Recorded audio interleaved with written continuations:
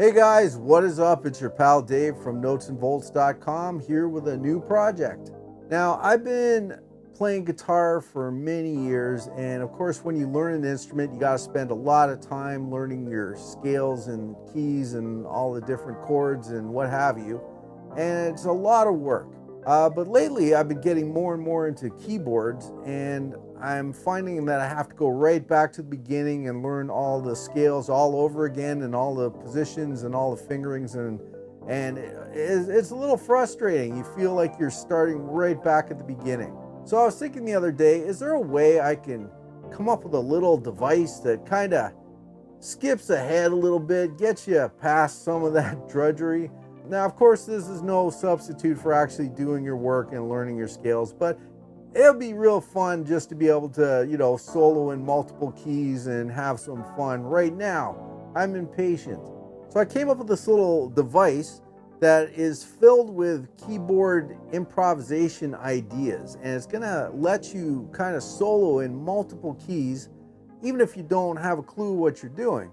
This project is codenamed the Cheetah, because I guess we're kind of cheating, but that's okay. We're not going to tell anyone.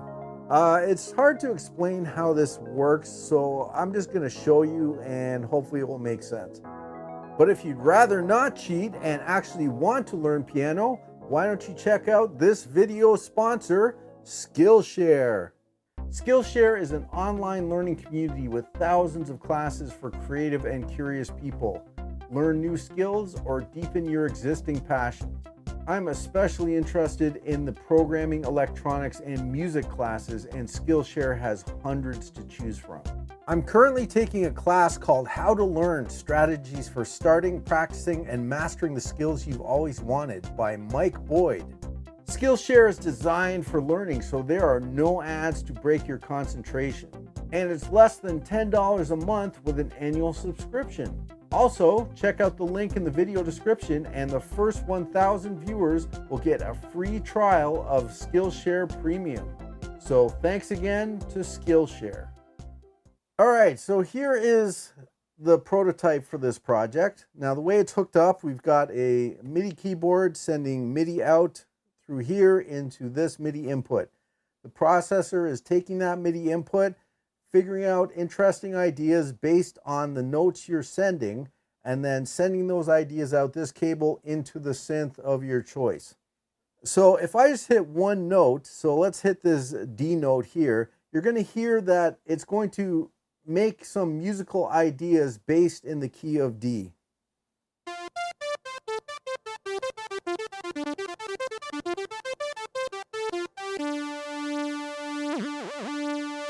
So that's pretty cool, but it's a little suspicious. If you see someone just playing the same note and a bunch of different notes are coming out, you're going to get busted.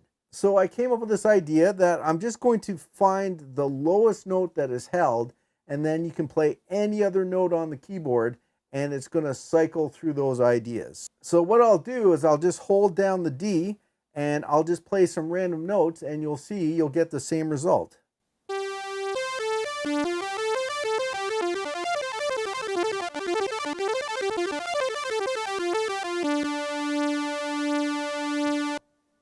Now, of course, you can change the key you're playing in just by changing the lowest note. So let's cycle through a few different keys.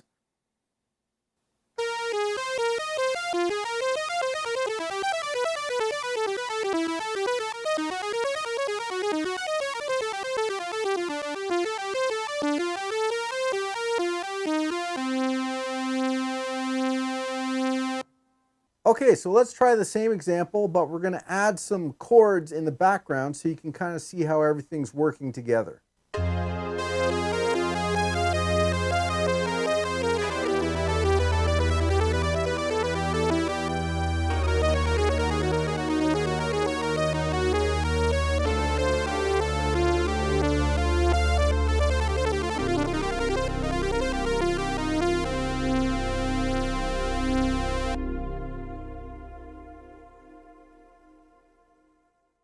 All right, now let's talk about the circuit I'm using for this project. So for the prototype, I borrowed our old Wham Jammer circuit that we made quite a while ago, which is basically an Arduino Nano with a MIDI input circuit going into the receiver pin and a MIDI output going out of the transmit pin. Now, I'm not even using this DC input. I'm basically powering this with USB for now, but I'm going to have to add some more things to this. So I need to add a way to turn this device on and off. So maybe a foot switch into one of these digital pins, plus a couple more buttons to select some options and maybe some different scale types. So this is going to get a little more complicated, but not too much. But this is what we have so far. All right, so let's take a look at the software and see where we're at. Now you can see this is basically an alpha version, so very early on. This is nowhere near complete. Basically, the first thing we're doing is including the Arduino MIDI library, so that's going to handle all our MIDI ins and outs very easily. Here is the important part right here. So this array, this is a two-dimensional array, so we have an array of arrays. So I call it the licks array, and basically each one of these arrays is a musical idea. Now what will happen every time I push the key, it's going to choose one of these ideas and start stepping through these notes. Each of these numbers is the number of semitones to play above the keynote or the root note that we're currently in. So if we look at this idea, we're going to start on 0 notes above the root note. So if I play a C, it's just going to play a C. So basically it's just going to cycle through this array and add the number of semitones indicated by each step. Now at the end of each array, we have this nonsense value of 255. So basically when the program is stepping through the array, once it hits 255, it knows that idea is over, choose a new idea. So it will skip down to the next idea and start playing that one. So the 255 basically indicates the end of an idea. So in the setup function, we have some basic MIDI setup routines. If you're unfamiliar with this stuff, I have some videos on Arduino and the MIDI library that should kind of make this make a little more sense. In the main loop, we just have MIDI read. So all it's going to do is keep checking the input for any data that's coming in, and then we won't fill up our input buffer. So it's very important that you call this very often. Now, when we get down here, we have the actual functions that will be called for the various MIDI data types that will come in. So if a pitch bend command comes in, we're just going to take it in and spit it out exactly as it is, because we're not really modifying the pitch bend. We just want to put it out as it comes in. Same with the MIDI CC data, just take it in and spit it out. Now, the note on is where we're doing all the interesting stuff. So the first thing we do is figure out if an incoming note is the lowest note. If it is, make it the keynote. If it's not, just go to the next idea in our lick array. So this line here is very important. This is where we determine the actual MIDI note to put out. So the note will be the root note plus whatever offset we are currently at in our array of ideas. So there it is there, the root note plus the array at this index number here. And then once we've computed that variable, we send it out on this command here. And this part here basically increments the array to the next note.